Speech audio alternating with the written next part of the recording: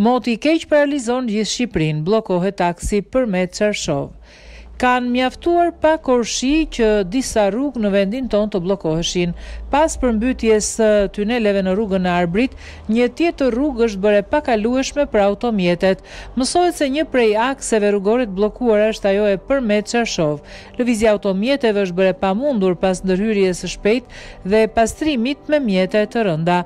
Institucioni i prefektit të Gjirokastrës ka pohuar ngritjen e grupit të punës për menaxhimin e situatës që pritet të jetë problematike edhe në vijim.